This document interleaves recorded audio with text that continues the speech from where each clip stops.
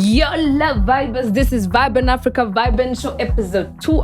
#check vibe. Introducing to you Albina Steny, good girl in the city, you already know. And today we have a new artist, a new generation artist, and he goes by the names of Mistake, or you can call him Mr. Ek. I'll be chatting with him, knowing more about him, and let me tell you, he's all about mistakes. You already know. Let's go.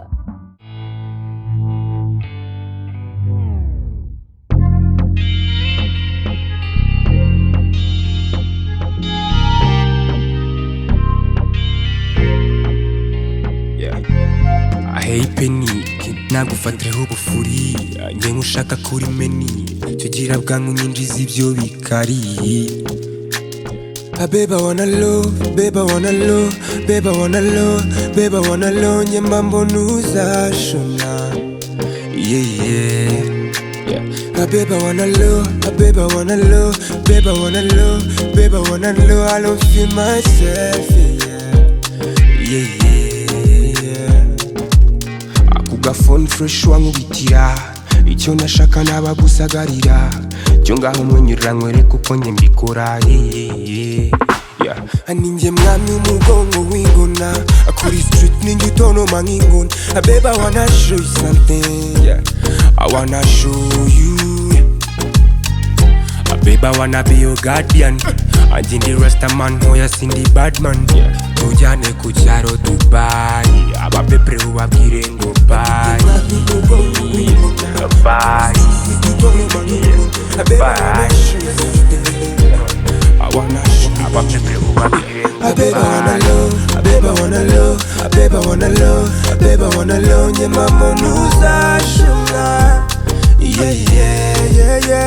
Babe I wanna love, my babe I wanna love, my babe I wanna love, my babe I wanna love, I don't feel myself. Yeah. Aninjye mwami umugongo w'ingona kuri street ninjye utonoma nk'ingona. Babe I wanna show you something, I wanna show you. Kenny Bud.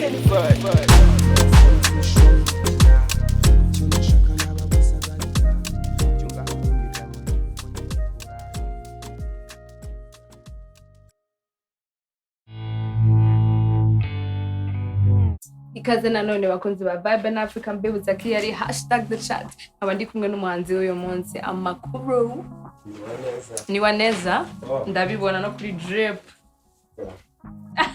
nanjye do none se amakuru. Okay, watangira bibwira dukurikiye.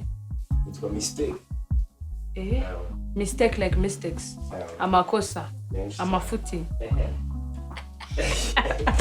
Okay, ikaze nanone muri Vibe in Africa. Watangira utubwira ukuntu wamenye Vibe in Africa cyangwa se wahageze gute? Vibe in Africa ni projet nyine nsanzwe nzi. Ni projet ya Danje. Okay. So muri projet neza. Nuvuga ngo kuba ari Danje ugomba kuba hari nka Mistake. Lakini ni umuganda. Okay. Hari ikibazo nkunda kubaza abantu benshi baza no muri Vibe in Africa. Ese vibe kuri wowe ni iki Mistake?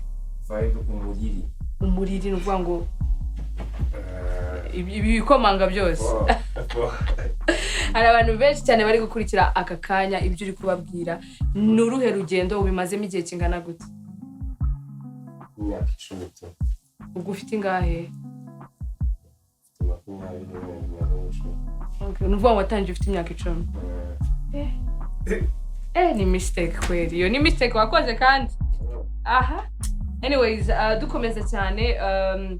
Ese kugera kwa muri Vibe in Africa ni ibintu wari wapangira uvuga uti nateguye n'indirimbo cyangwa ni ya miriri wavuze bimeze gute? Cyangwa ngo ni ijana naraje nyine nakena bayivuga. Acura. Aho ngo ku cyaro se sibisi neza. Ukuvuga ngo ni ibintu deja wavuga guti ndahagera kandi ndakurikiza vibe, ntago ari ibintu bateguriye mu rugo. Vibe hano bitabinumvikana kari byano. Okay. Indirimbo wayise gute Mistake? Penny. Umugabo witwa Penny. Penny urayizi mu gifaransa cyo bivuga? Okay, ni what it is.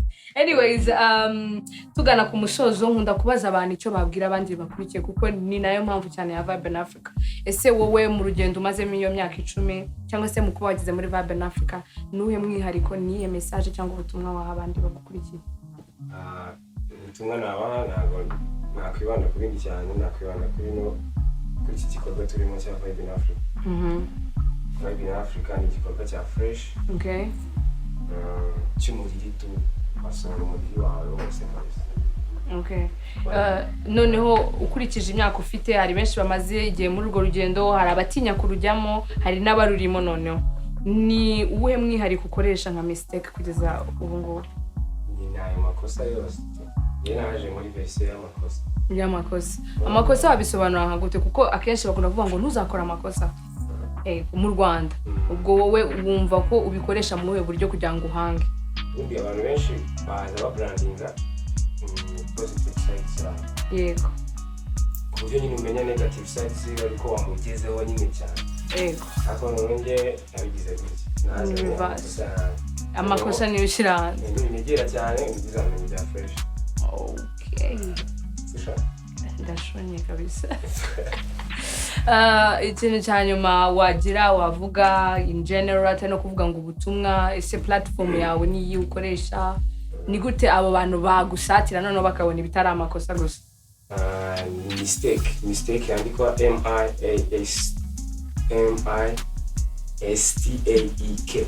Okay. Kuri YouTube channel yanjye Mistake Official. Okay. IG Mistake akarongo. Okay. N'imiziki yanjye wayibona kuri kuma digital platforms yose ukareba kandi za story mfite EP yasohotse.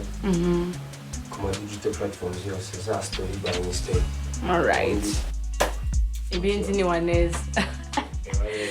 Okay, mwabyumviye ni Mistake ukeneye kumenya ibirenze kuri we bitari amakosa yamwegera kuma platforms ye mbibutsa ko yari Vibe in Africa Vibe Show akagaruka cyumweru ari kumwe nanjye Albina Senene wari bitse.